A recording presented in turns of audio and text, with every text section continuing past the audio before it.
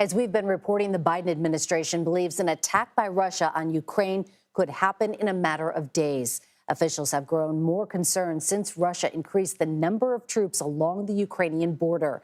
Russia maintains it has no plans to invade. The U.S. is promising severe economic sanctions should the Kremlin attack. For more on this, I'm joined by Reuters White House correspondent Jeff Mason. Jeff, thanks so much for joining us. As you heard today, the president said an attack was imminent. What evidence does the U.S. have? Well, Meg, the first thing I would start with is saying that the Biden administration and the White House have been saying for some time that President Putin hadn't made his decision yet.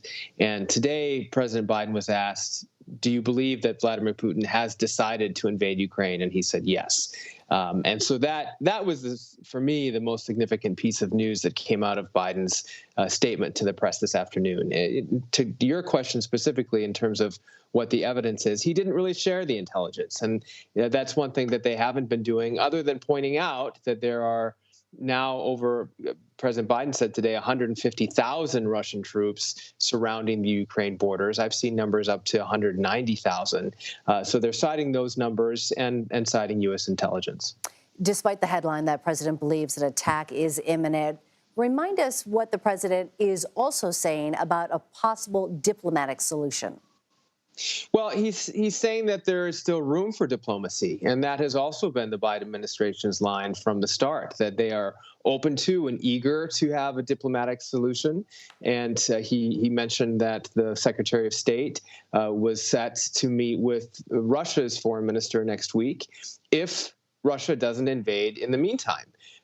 So they are absolutely still open to that, but his tone and his words certainly seem to indicate he thinks President Putin is not looking at that as the next step.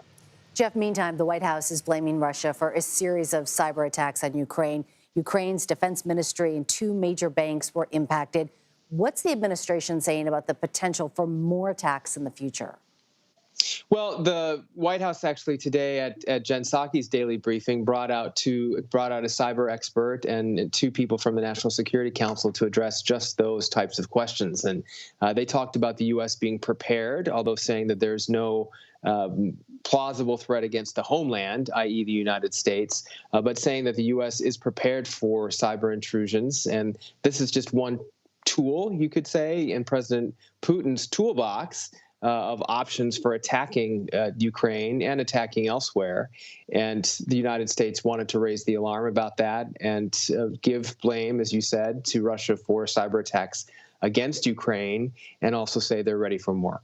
We know this weekend the Russian military is set to conduct nuclear drills. President Vladimir Putin will oversee them.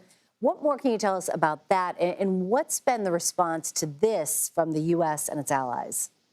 Well, President Biden was asked about that today, too, and he said specifically he does not think that President Putin is contemplating using nuclear weapons, that he's looking to start some kind of a nuclear conflict. And I think the president was thinking in addressing that he wants to tamp down any fears that this could escalate on a massive scale beyond invading Ukraine. Not to downplay the importance or the significance, rather, of invading Ukraine, but he did not say that he thought Vladimir Putin was doing these exercises as a way to perhaps start something nuclear.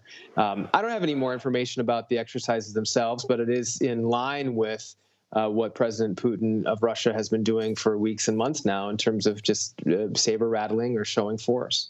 All right, Jeff Mason, thanks so much for breaking it all down for us. Appreciate it. My pleasure.